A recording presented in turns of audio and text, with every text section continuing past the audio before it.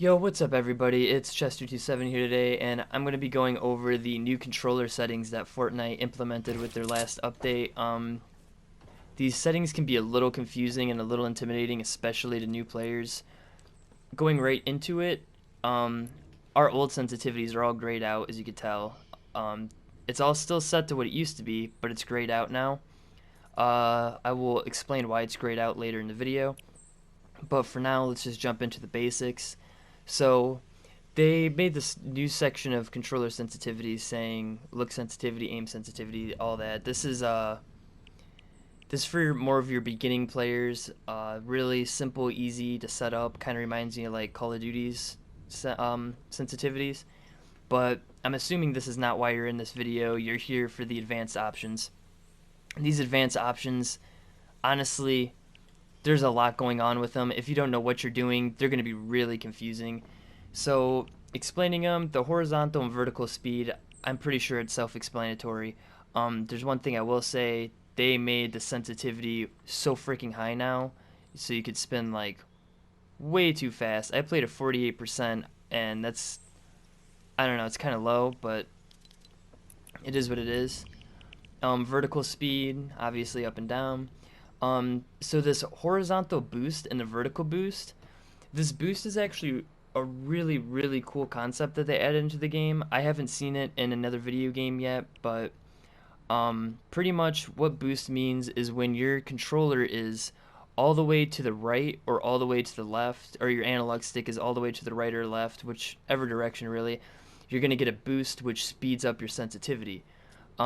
This can be really good for players that like to play at a really low sensitivity to hit their shots, but really need to like slow down, or not slow down, but really need to like, how do I explain this? Like spin in a circle faster and box up faster. The horizontal boost will help a bunch. The turning boost ramp time. This is pretty much how long it's going to take for your boost to activate. So I'll set it to 1 second just to show you kind of an example. This is what it looks like originally, and you can see it slowly builds up.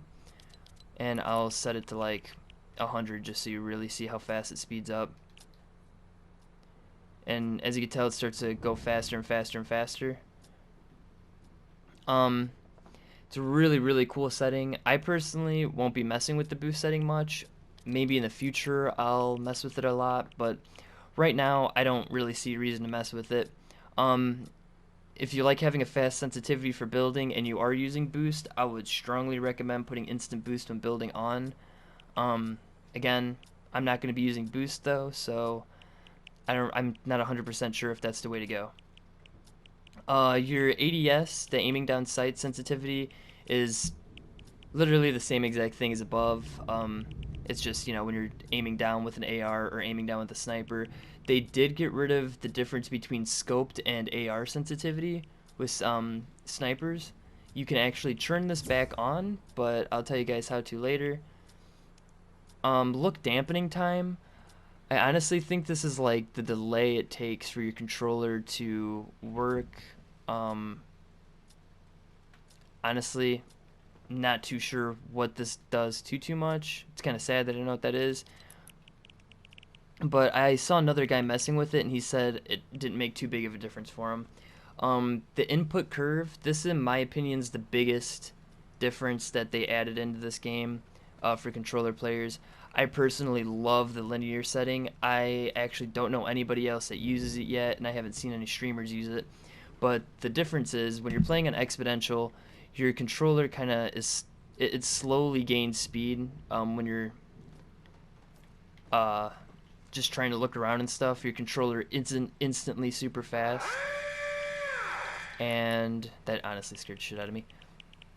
If you turn on linear, your controller is more like a mouse and it moves at a consistent fast speed. It doesn't slowly build up.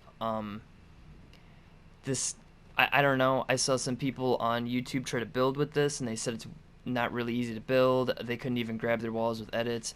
Personally, I find it way easier to build. I don't know what the hell that was. I find it way easier to build on linear than I do on exponential. Oh, my sensitivity is way too high. That's what that was. Wow. Yeah, personally, I find it way easier to be building on linear than exponential. Aim assist strength, of course, you're going to want to put that at 100% because, you know, just piss off the keyboard and mouse players all day. Um, Using legacy look controls, this is actually a really nice setting that they added in. This honestly just grays out all of these new settings and makes it so they do not matter, they're not in the game, and it will let you use all of your own settings. I figured it would ungray these. It brings back your old settings, so your original wireless controller sensitivity or targeting sensitivity, all your original settings gets put back into play. And if you don't want to use the original ones, you can just click copy legacy settings and it literally copies the exact settings you have right now. And you can copy from the basic, which is the original sensitivity that they have on here. I would recommend copying your legacy one and messing around with the sensitivities a little bit, see if so pretty much I think I went over about every single thing here. Honestly, I think the biggest difference is this look input curve. Overwatch also has the linear and exponential aiming, so if you are a Overwatch player and you play on linear, then maybe playing on linear in Fortnite might be a really good idea. Maybe not. This is pretty much my settings though, just in case you guys want to copy my settings. I think they're really good. I don't play claw, I don't play on paddles or anything. I just play with a regular everyday controller. I'll throw my keybinds in here too, why not? So pretty much the only thing I changed on my combat controls is my jumps to R3 and my X's to crouch. Builder, pretty much I changed nothing on here. Edit controls, my confirm is L2, my resets R1, and my edit is left stick. And then my dead zones set to 0.16. I used to keep them at 0.2. With this linear aim, I might actually crank my dead zone up a smidge bit, but I'm not 100% sure. Alright, well, I hope this helped you guys out, and if you guys don't mind hitting that like button and subscribe button, I will catch you all later.